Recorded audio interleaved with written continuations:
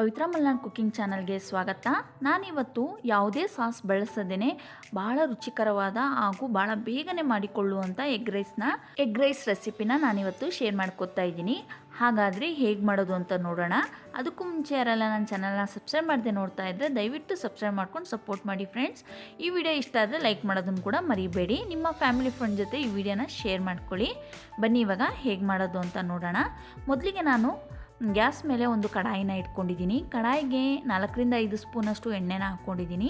ಎಣ್ಣೆ ಬಿಸಿ ಆಗಿದ ನಂತರ ಚಿಕ್ಕದಾಗಿ ಹೆಚ್ಚಿಟ್ಕೊಂಡಿರುವಂಥ 8ರಿಂದ 10 ಬೆಳ್ಳುಳ್ಳಿ ಹೆಸಳನ್ನ ಹಾಕೋತಾ ಇದ್ದೀನಿ. ಇದು ಸ್ವಲ್ಪ ಲೈಟಾಗಿ ಕಲರ್ ಚೇಂಜ್ ಆಗಲಿ. ಅದಾದ ಮೇಲೆ ಇವಾಗ 2 ಮೀಡಿಯಮ್ ಸೈಜ್ ಈರುಳ್ಳಿನ ಚಿಕ್ಕದಾಗಿ ಹೆಚ್ಚಿಟ್ಕೊಂಡಿರುವಂಥ ಈರುಳ್ಳಿನ ಇವಾಗ ಹಾಕೋತಾ ಇದ್ದೀನಿ.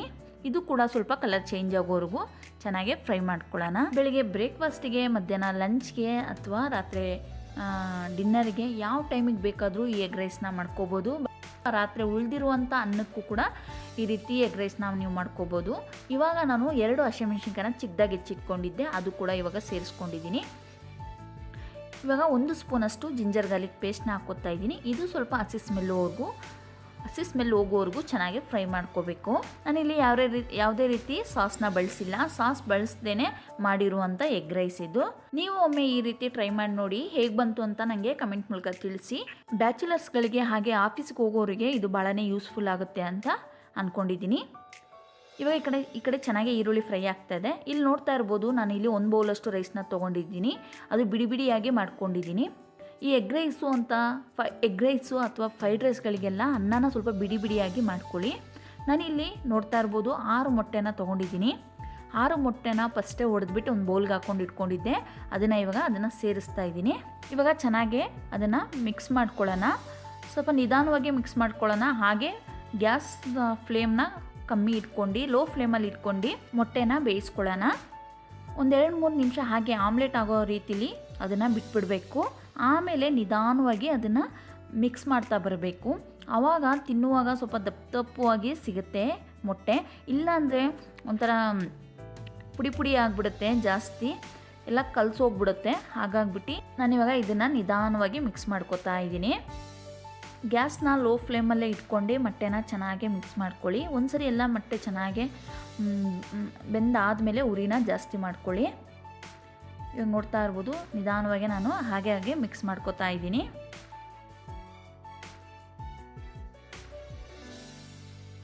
ಇವಾಗ ಫ್ರೈ ಮಾಡ್ತಾ ಇರುವಾಗಲೇ ರುಚಿಗೆ ತಕ್ಕಷ್ಟು ಉಪ್ಪನ್ನ ಕೂಡ ಸೇರಿಸ್ಕೊತಾ ಇದ್ದೀನಿ. ಮೊಟ್ಟೆನ ಚೆನ್ನಾಗೆ ಫ್ರೈ ಮಾಡ್ಕೋಬೇಕು.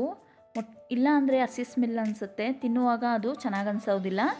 ಹಸಿ ಸ್ಮೆಲ್ ಇದ್ದರೆ ಮೊಟ್ಟೆ ಹಸಿ ಸ್ಮೆಲ್ಲು ತಿನ್ನೋದಕ್ಕೆ ಇಷ್ಟ ಆಗೋದಿಲ್ಲ. ಹಾಗಾಗ್ಬಿಟ್ಟು ಚೆನ್ನಾಗೆ ಫ್ರೈ ಮಾಡ್ಕೋಬೇಕು. ಇವಾಗ ನಾನು ಸ್ವಲ್ಪ ಅರಿಶಿನ ಪುಡಿನ ಸೇರಿಸ್ತಾ ಇದ್ದೀನಿ. 1/4 ಸ್ಪೂನಷ್ಟು ಅರಿಶಿನ ಪುಡಿನ ಸೇರಿಸ್ತಾ ಇದ್ದೀನಿ. ಹಾಗೆ 1/2 ಸ್ಪೂನಷ್ಟು ಧನಿಯಾ ಪುಡಿ, 1/2 ಸ್ಪೂನಷ್ಟು ಅಚ್ಕಾರದ ಪುಡಿ, 1/2 ಸ್ಪೂನಷ್ಟು ಗರಂ ಮಸಾಲ. ಇವಾಗ ಏನು ಒಂದು ಬೌಲ್ ರೈಸ್ನ ತೊಗೊಂಡಿದ್ನಲ್ಲ ಅದನ್ನು ಇವಾಗ ಹಾಕ್ಕೊತಾ ಇದ್ದೀನಿ. ಬೇಕಿದ್ದರೆ ನೀವು ಚಿಕನ್ ಮಸಾಲ ಕೂಡ ಆ್ಯಡ್ ಮಾಡ್ಕೋಬೋದು. ಚಿಕನ್ ಮಸಾಲ ಹಾಕಿದ್ರೂ ಕೂಡ ಚೆನ್ನಾಗಿರುತ್ತೆ.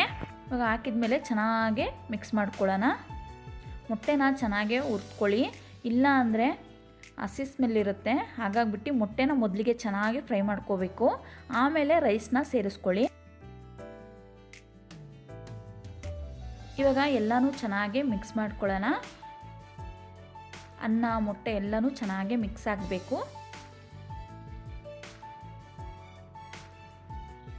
ಇವಾಗ ನೋಡ್ತಾ ಇರ್ಬೋದು ನೀವು, ಚೆನ್ನಾಗಿ ಎಲ್ಲನೂ ಮಿಕ್ಸ್ ಆಗಿದೆ. ಇವಾಗ ಕೊನೆಯಲ್ಲಿ ಸ್ವಲ್ಪ ನಾನು ಕೊತ್ತಂಬರಿ ಸೊಪ್ಪನ್ನ ಹಾಕ್ಕೋತಾ ಇದ್ದೀನಿ. ಹಾಗೆ ಸ್ಪ್ರಿಂಗ್ ಆನಿಯನ್ ಕೂಡ ಇತ್ತು ನನ್ನ ಹತ್ರ, ಅದು ಕೂಡ ಇವಾಗ ನಾನು ಸೇರಿಸ್ತಾ ಇದ್ದೀನಿ. ಫ್ರೈಡ್ ರೈಸ್ಗಳಿಗೆ ಅಥವಾ ಎಗ್ ರೈಸ್ಗಳಿಗೆ ಸ್ಪ್ರಿಂಗ್ ಆನಿಯನ್ ಹಾಕಿದ್ರೆ ಅದು ಕೂಡ ಭಾಳ ಚೆನ್ನಾಗಿರುತ್ತೆ.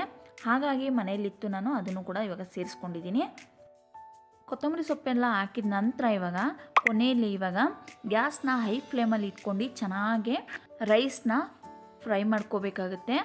ಅಂದರೆ ಹೈ ಫ್ಲೇಮ್ ಇಟ್ಕೊಂಡು ಚೆನ್ನಾಗಿ ರೈಸ್ನ ಮಿಕ್ಸ್ ಮಾಡ್ಕೊಳ್ಳೋಣ. ಈ ರೀತಿ ಮಾಡಿಕೊಂಡ್ರೆ ಚೆನ್ನಾಗೆ ರೈಸ್ ಟೇಸ್ಟು ಕೂಡ ಇನ್ನೂ ಚೆನ್ನಾಗಿ ಬರುತ್ತೆ. ಹಾಗೆ ಮಸಾಲೆ ಪೌಡ್ರೆಲ್ಲ ಹಾಕಿರ್ತೀವಲ್ಲ ಅದೆಲ್ಲ ಚೆನ್ನಾಗೆ ಮಿಕ್ಸ್ ಆಗುತ್ತೆ. ಇವಾಗ ನೋಡ್ತಾ ಇರ್ಬೋದು ನಾನು ಯಾವ ರೀತಿ ಮಿಕ್ಸ್ ಮಾಡ್ಕೊತಾ ಇದ್ದೀನಿ ಅಂತ. ನೋಡ್ತಾ ಇರ್ಬೋದು ಎಷ್ಟು ಚೆನ್ನಾಗಿ ಕಾಣಿಸ್ತಾ ಇದೆ ಅಂತ. ಈ ವಿಡಿಯೋ ಇಷ್ಟ ಆಗಿದ್ರೆ ದಯವಿಟ್ಟು ಒಂದು ಲೈಕ್ ಮಾಡೋದನ್ನು ಮರಿಬೇಡಿ. ಇವಾಗ ಇದು ಆಗಿದೆ. ಒಂದು ಸರ್ವಿಂಗ್ ಪ್ಲೇಟ್ಗೆ ನಾನು ಸರ್ವ್ ಮಾಡ್ಕೊತಾ ಇದ್ದೀನಿ.